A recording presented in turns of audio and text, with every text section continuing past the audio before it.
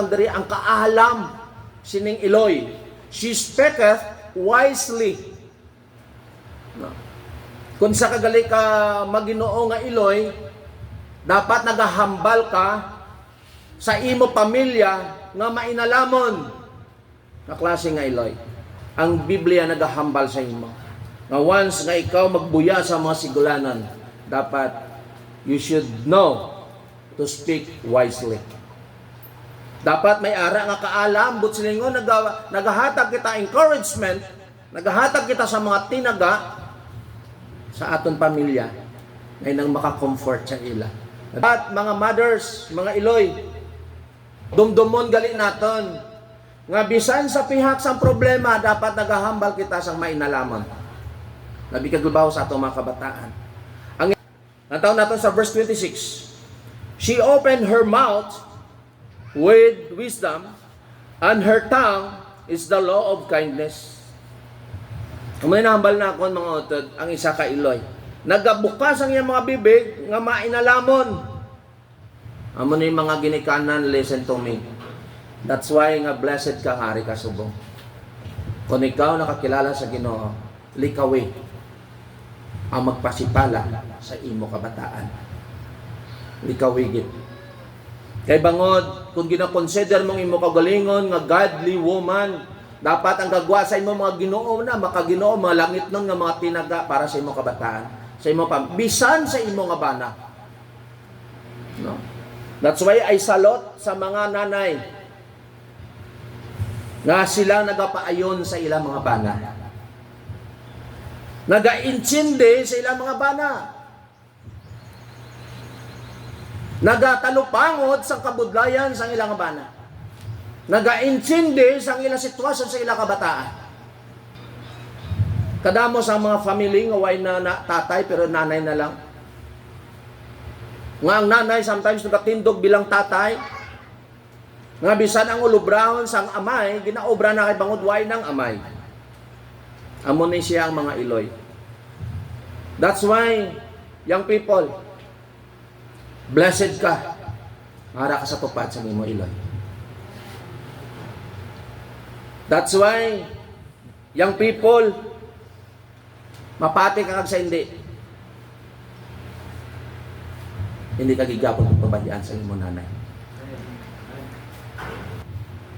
Kaya nga mga utod, nakita na ako ang ginikanan, di bali nga way sa may ginakaon ka lang. Amo ginayang mga ginikanan, mga nanay. So that's why kung anong ginabatsyag sang bata, ginabatsyag man sang nanay. Problema sang bata, problema man sang nanay. Kaya nga aman, naghalin ka sa sinapupunan sang imong nanay. Amen? Sis mo doon, amo nga aton dapat sundon niya ho. Nga may ara sa maalam nga pangunahuna para sa iyang pamilya. Ginatipigan, ginaatipan. Amo ni mga young people, mapati kag sa hindi. Pag naghilanat ka, ang nanay mo daw ginahilanat man. Mga utod, pasalamat ka kung ang nanay mo pareho sini nga nanay. Di ko ka nakita mga utod namin gali sa panimalay, no? Tabi-tabi lang. Namin gali. Kung ang Eloy, gabulig sa bana. Nakita ko mga mag-asawa nga gabuligan sa panimalay. Kanami. Kasakit kung ang bana, babayan lang ang asawa. Masakit, paminsaron, kung ang bana, pabayan ang asawa na magpatay-patay pangita sa kinawado. Ang nami gali sa isa kasulod sa panimalay, pareho sining Eloy, nagabulig according to her husband, nagabulig sa iya palangitanan. Nami no? Kanami gali sang isa ka Eloy nga nangin partner niya, nangin partner siya sang iya nga bana. That's why mo ni mga utod ay mga nanay kag tatay, i-allow niyo ang balaan nga pulong sa Dios mag-istorya sa aton tanan. Mga ginikanan, Nami tani i-exercise mo gid. Ang pag-inintindihan ay hindi ang pagsinumbatanay sa sulod sang panimalay. Hindi makahatag sing peace, joy, ang isa kaso sa panimalay kung puros na lang sinumbatanay. Kay man, ikaw gid, ikaw gid. Sila masisa, ikaw gid eh, ikaw man eh. Oh. Nami kung wala sing kasubong sila, nami sa pareho sila, nga gabuligay sila. Naga-testimonya yung husband nga ako na asawa masaligan kag mabinuligon sa akon. Kanami no? So amo sina mga kauturan. Pasalamatan mo. Ngari ka subong. Ikaw nga iloy kag ikaw nga tatay. Mga utod, mga nanay, kung ikaw may ara ka na wisdom nga isang Ginoo, tinguhai nga madala mo sa tilan sa Ginoo ang bana mo. Blessed ang iloy nga yari diri nga ang iyabana nagapanguna sa sulod sa church. Blessed. That's why ikaw nami gid nami ka mo lang tawon mapasana all si pastor nga gaupod ka mo permi kadto sa church. Amen. Subot silingon na mo sini. Masaligan kang talupang donaton. Anong hambal dira sa verse 12? Talupang dabala. Anong hambal dira sa verse 12? She will do him good and not evil all the days of her life. Pamakon mo. Amo ni nga klase nga iloy. Ginahimo niya sa bukos nga kabuhi ang maayo. Hindi ang malain. Siya sulod sa panimalay. Mga utod, lalo kag labing labaw sa mga nanay, hindi man pagpabayi ang inyo kabataan. Dumduman ako, isulit naman ako. Dumduman ko lang abi, every time nga mag-speak ako sa Mother's Day. Dumduman ako ng isa ka iloy na tamaan sang depression. Natani, hindi ka magsali pa ulipon ang pagka-depression. Nahatag na sa Ginoo. Gingutom. Ang bata niya binutang sa kaldero kag tinigang. Kapadumduman ko ginapermi. Siling niya luto na nagagawin tanaw ya do pula-pula ari namin maayo ni kapag kaluto. Mga kon mo. Batok ang bata. Mga utod, mapasalamat ka gid nga ang kabataan mo nagdalag ko nga ara sa loyo mo. Kabataan, lesson to me. Hindi mangin toxic sa imo kabay ang bibig sang imo nga iloy. Ano man ang yaw-yaw niya sa imo, iloy mo na, insindihan. Pero mga iloy, hindi lang pag-exercise ang magsalay, pamuyayaw sa imo kabataan. May mga ginikanan, gidya nga daw, pansit lang yung pamuyayaw mo. Mga ginikanan, sa aton sa panimalay, bisan sa imo nga friend, nami gitani, kung makitaan si mo ang wisdom, hindi magsalay ka pinamuyayaw sa imo kabataan. Kaya nga man, pag ang ginikanan mapalamuyayaw, ang bata gadagko nga mangin mapinamuyayaw man. Kaya sa bata, sa mata sa bata, ang maling gawa ay nagiging tama. Ay, insakto lang gali mamuyayaw, kasi nanay gani. Si tatay gani. Na. So, mapagrespeto. No? Butsilingon, ara sa iya ang pagkagalang-galang bilang isa kailay. Ari pagit ang sa verse 28. Anong hambal doon sa 28? Her children arise up and call her blessed. Her husband also, and he presseth her. Pat namin, no? Ang iya kabataan mismo, nagapabugal sa iya iloy. Makakon mo na. Nami man kung isa, muning ako sa maintindihan mo, kung saan hindi maintindihan, nga maintindihan mo man. Nakabudlay, no? Nga may mga kabataan kung isa, daw magapang hindi sila ginikanan, pero hindi man nila kaya bayaan nila. Na. But silingon, may mga kabataan nga nagapabugal sa ila iloy, ang akon iloy, nagaysano lang gid sa isining kalibutan. Kag tutuod gid isa lang gid ang iloy mo, wala na sang isa sa iba. That's why kung ano nang iyaya nga attitude, batunon mo, kaya mo gina siya yung karakteristik niya.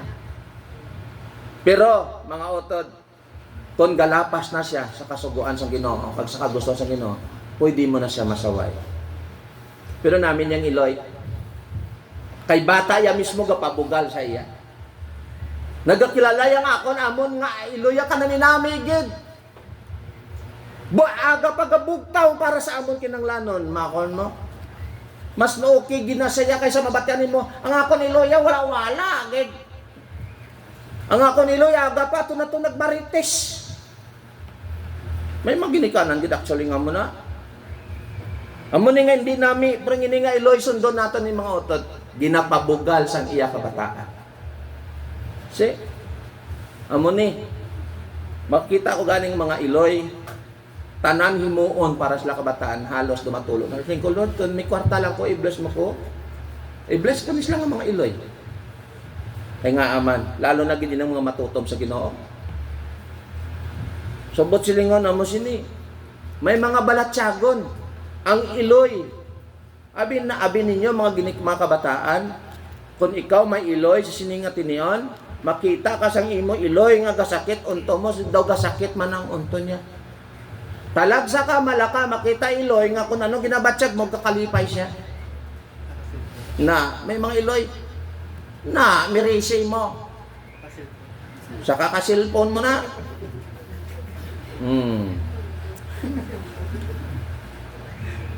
Sa Manila, may tupad kami balay, gapang labas siya. Grabe yaw sa kabataan nito, di man yung klaseng Iloy ba? Gulpiada, Tagalog mo. Dauta mag-Tagalog mo. Ang katapusan. Kibot ko Ilongga. Nahinulsol ko naging bata. Makon mo na pamuyayaw sa batay. May mga ginikanan, mga kauturan sometimes, pag may problema sila, ginabundol nila sila kabataan. Mga utod, talupang doon mo ni. Kung gusto mo, may time ka, pagpauli mo sa imo, basahon mo ang ini nga passage. Bilog nga passage. Makita nimo kung ano ini ka virtue nga ini nga babaye. Kung ano ka maalamon nga mga nga babaye. Kung daw ano ka makaginoo nga babaye. Kaya nga, ultimo nga kabataan niya, ginapabugal siya. Kabay, nga nangin proud ang bata mo sa imo bilang Iloy. Botsilingon, hindi man perfect yung people. Wala sang Iloy nga perfect. Is it correct? Wala perfect nga Iloy. Hindi perfecto. May kapaltahan gid kag may kahinaan gid sila. May mga weaknesses sila. Nga kinanglanon nimo intindihon kag kinanglanon nila nga ikaw maga-comfort sa ila. That's why may mga ginikanan nga layo ang ila kabataan. Why na sila ginapaminsar ang ila kabataan nga to sa unahan. Muning usa misinterpret lang sa mga kabataan ang ila Iloy. Pero honestly, ang unod sa tagipuson sa ila Iloy, sila nga mga kabataan. Amo ini ang kanamigid sang isa ka babaye. Kay man ang iya kabataan nagapabugal sa iya. Kag sa iya nga fellow citizen, ginadayaw siya, ginarespeto siya sa iya nga pumuluyo. But silingon, brethren, namigid sa imo nga pumuluyo, ginapabugal ka sa imo nga kaingon. Ang ina nga babaye nga Iloy, kahanga-hanga nga klase nga Iloy. Makon mo? Amen? Dapat ang mga Iloy, ginatalupangod sa ilang mga kaingot, ang ina nga klase nga Iloy kanami. Na. Lapit-lapit atanin, no? Okay lang taon na to sa 30, abi? Sa verse 30, anong nga baldiri? Favor is deceitful. Ang pangdaraya ni bala, and beauty is vain. Kung isa ang ang kagwapahan, ang kaanyagan, why pulos? Amo na nga baldiri sa passage, oh. Pero ariyo, but basta ganin may but, bimero negative, tapos ginsumpo niyang positive. But a woman that feareth the Lord, she shall be praised. Mga utod amos niyo, hindi namin magsalay kadayaw. Is it correct? Ginhambal diri nga ang babaye nga may nadlokon sa Dios dapat gid itibong. Dapat gid dayawon. Abi sino may longgo da? Sino may longgo da? Basa habi sa longgo? Todods? Oo. Dasiga.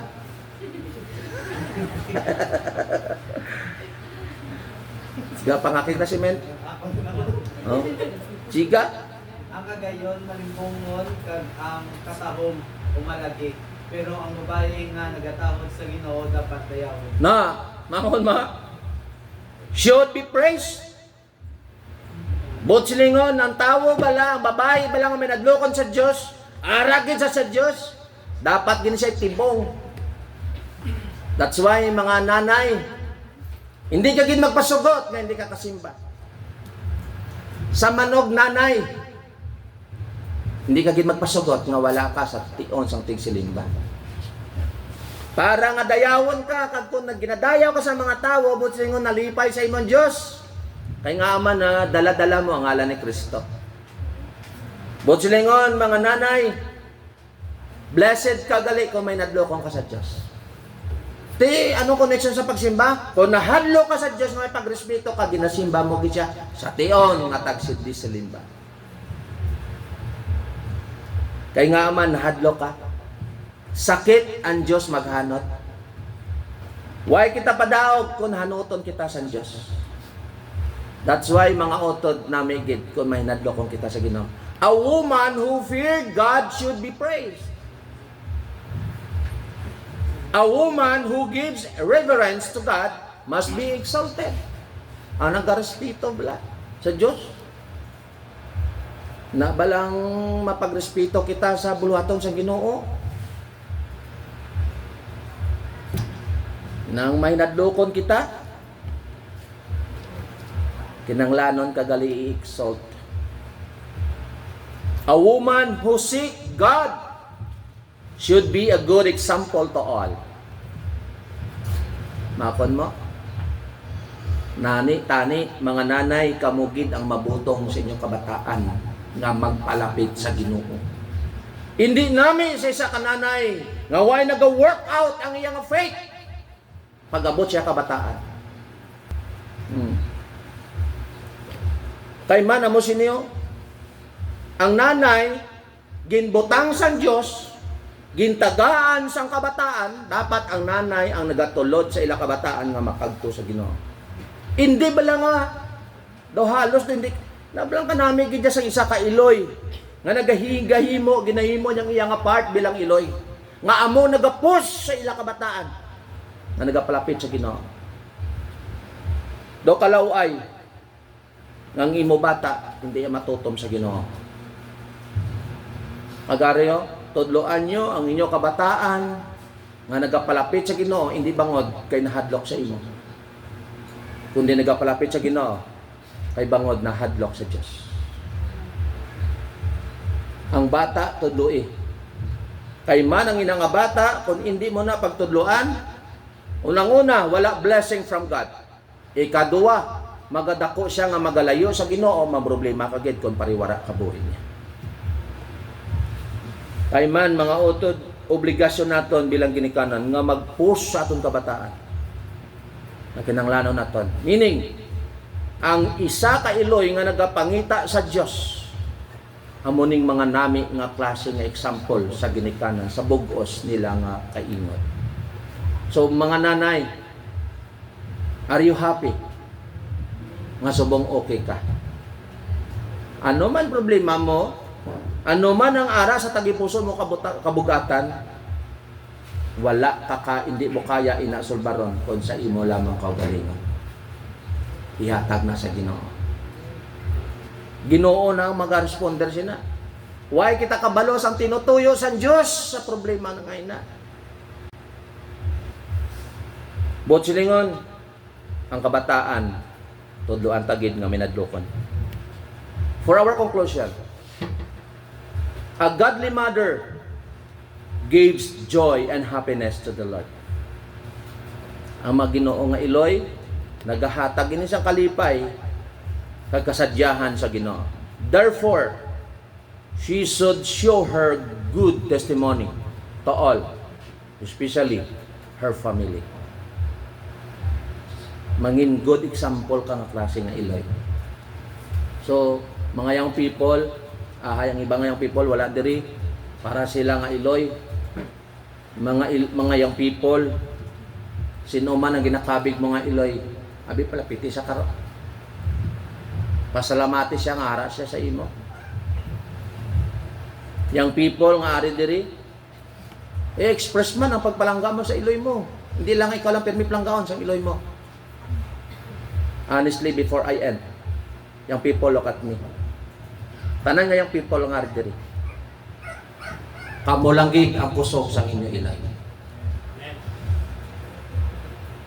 Palapitan mong Iloy mo. Ma, Happy Mother's Day. Palapitan mo. Kung wala diring Iloy mo, may time magitanay ka mo. Hindi pagpatapos ang ining bulan, hindi ka makahag sa iya. Kagpasalamatan siya. Without her, wala ka sa sining kalibutan. Talupang da ang kabugatan sa imong Iloy. Amen?